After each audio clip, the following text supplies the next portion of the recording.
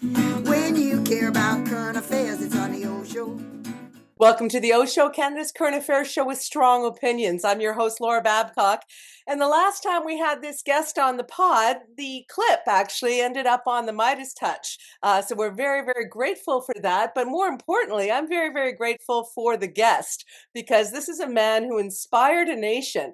On election night, if you were as glued to the TV as I think most Canadians were and people from around the world, we were watching a number of races. Our local ridings, of course, what happened at the top of the ticket, but we were also watching the riding of Carleton because, as I said before, there is a guy named Bruce Fanjoy who was running a powerful and plucky campaign. He didn't need to be doing it. He's a retired business person, but he decided to take on not only an incumbent of 20 years, but an individual who, up until recently, was supposed to be the prime minister in a landslide. So I'm so happy to have back on the program Bruce Fanjoy. Bruce, welcome back to the O Show. Oh, well, thank you for having me back, Laura. It's a pleasure.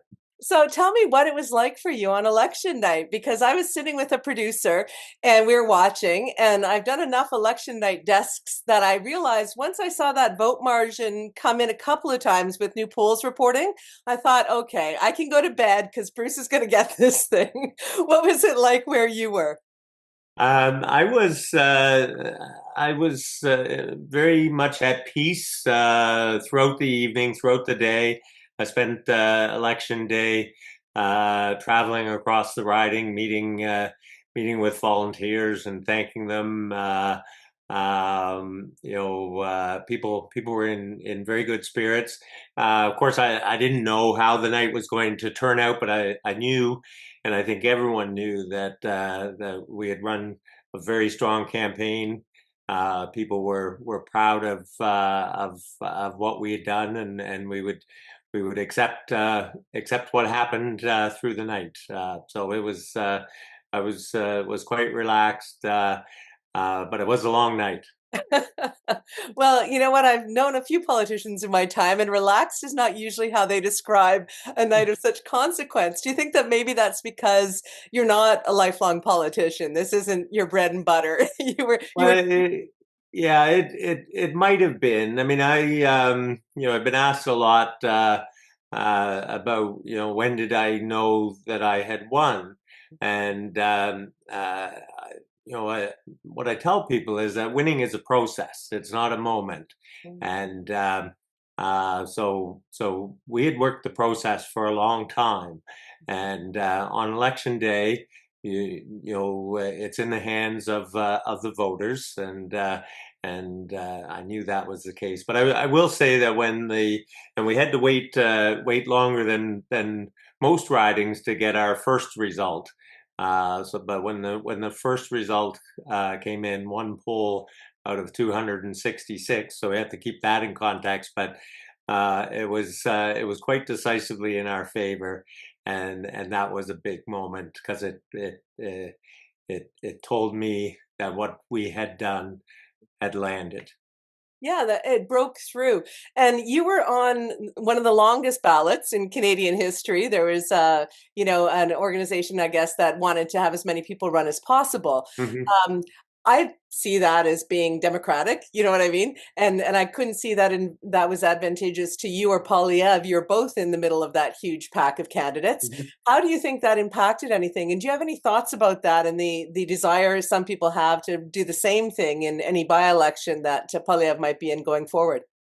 Yeah, I most importantly, I don't think it had any impact whatsoever on the outcome Mhm. of the election, other than that it made a whole bunch of people stay up much later than they would have otherwise had to. I understand that they're trying to make a point. They've made their point. I don't think that disrupting elections is a great service to Canada. I think that there are other ways that we could carry that conversation forward. We have to keep in mind that this type of protest carries an expense that is borne by taxpayers of Canada.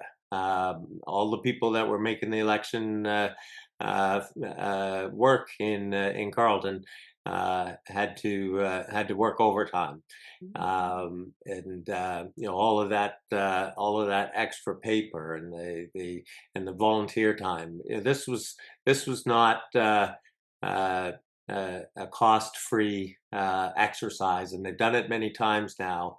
I think it's time to move on, but you're right. It's they're entitled to do it, but I would prefer to see only people running in good faith on ballots. I think that's much healthier Yeah. to democracy. Well, I'll say we've always had people run on ballots, especially at the municipal mayor's race in my town here in Hamilton. Some of it is fun. you some of them do it for different reasons: business profile, for humor, Mhm. for their particular viewpoint, whatever. So, I mean, there's always going to be some of that. But to your point, I hadn't actually thought of the cost benefit analysis on that. I hadn't thought about, that taxpayers were having to put extra volunteer hours and stuff in it. So you make an excellent point there. One of the things that I noticed in your answers, Bruce, and we've only met each other now twice, is that you are very conscientious of others, of your volunteers. You spent the day thanking them. Has Pierre Poilievre reached out to you yet to say, I lost, but some kind of a conciliatory thing that one would expect? He called me yesterday. We had a nice conversation, and I wished him well, as he did to me. So yes, we spoke Good. yesterday. Good, because I was going to say, if he does go through with this by-election and it happens and he's back in the Commons, it could be awkward. So it's nice to see that there's been that phone call. Yeah, it won't be awkward for me. I'm prepared to work with parliamentarians across the aisles. So one of the things that was remarkable about your campaign was not just your origin story, kind of coming into this thing later and going up against a career politician like Polyv, who had a lot of power and support. It's also the fact that I'm getting pictures from people of you walking in the blizzards. But how important do you think that kind of demonstration of effort was? Actually showing people this is the process. As you said, winning is a process, it's not a moment. How important was it to showcase the actual process? Well, in Ottawa, we don't take winters off. We skate on the canal. We cross country ski. We snowshoe. We snowmobile. So I'm not sure why canvassing in winter would be such a unique thing.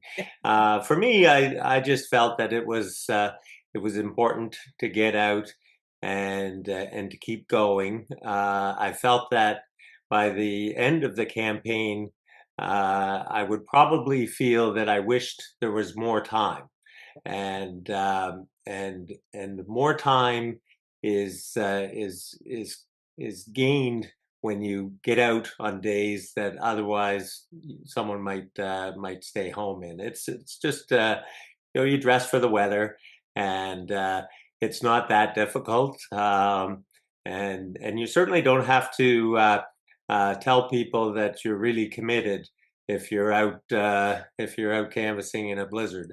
They can see that you're committed. So, I mean, there was that commitment, and when you talk about it was just canvassing, most people canvass when the writ drops, right? They don't start 2 years ahead of time. So I think there's something in that as well, Bruce. But you also put out a hashtag. I saw after we spoke, maybe it was up before we spoke, I'm not sure, but you had Fanjoy versus Polyev, and you were using that, and the campaign was using it. And that's what I meant about the plucky part of this, right? There was this sense of not defiance, but like you were in it to win it. You were in the fight. You weren't just doing it to be nice to the good folks of Carleton. What was that about? Well, I think I knew that was the race, and I think that it was important for people to recognize that was the race. I'm a competitive guy. I grew up playing competitive sports. I had a career in business, and um, I think we were fighting against maybe some resignation that that this would always be a conservative riding, and I didn't accept that, and I had to push back against that. It didn't have to be that way. No riding has to be the way it's always been, and when people reset their expectations and realize that, oh well, our vote matters, then they can take a look at Pierre Poilievre and at me and make their choice. So some are saying it was actually the Convoy versus the Fanjoy. In other words, that the Convoy and Pierre delivering the coffees was a point of decision making for you, that you needed to give another option to Carleton. Is that accurate? Well, I mean, there were a lot of factors. Right now I'm focused on what we do next, and how I serve the people of Carleton and the people of Canada. I think that's what Canadians are looking for. That we come together in this moment. It's a remarkably important moment. We have the Prime Minister in Washington today. So I'm not looking back on the election. It happened. I won, and now the focus is on demonstrating to people that they made a good choice. So last question for you before I let you go. People are scrambling for you to somehow help in the by-election in Alberta and in the riding where Polyv is running. I doubt you'll have the time to go and do anything. Maybe you will, maybe you won't. But what would your advice be for those who followed you, who, Women Against Polyv, or the people who are pro-Bruce? I mean, what would you say to those groups that are very invested in what happens in that by-election? Well, as I said, I'm going to be focused on Carleton, but I think that one of the things that made this victory possible was not getting caught up in history, and realizing that elections happen in the present, and at present, the vote in any riding that's having a by-election is tied at 0. So get to work, get a strong team together, because the team is a huge part of how this is accomplished, and run a positive campaign. Well, I love that. And I would also add one bit of advice: do as much media as Bruce did, because it certainly got results, not just the mainstream, but also the independent media. You were very engaged, and you continue to be, and I appreciate that now that you are MP-elect for Carleton. Thank you so much, Bruce Fanjoy. And coming up on the OShow, we are going to have True North Eager Beaver is going to be here, is going to give us the full take on everything going on in Canadian and world politics. We'll have that to you this week. Subscribe, share, and thank you again, Bruce, for being part of the OShow. Take care, sir. Thank you very much, Laura. When you care about current affairs, it's on the OShow. And when you want to get clear what's going on here, it's on the OShow. If you like to stay in the know, tune yourself into the OShow. It's the OShow. Laura Babcock's the OShow.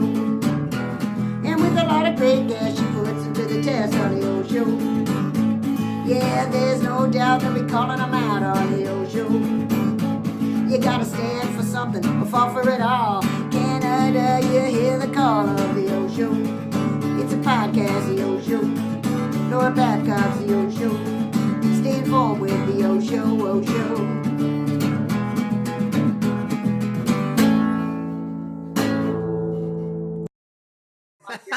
Your merch bid.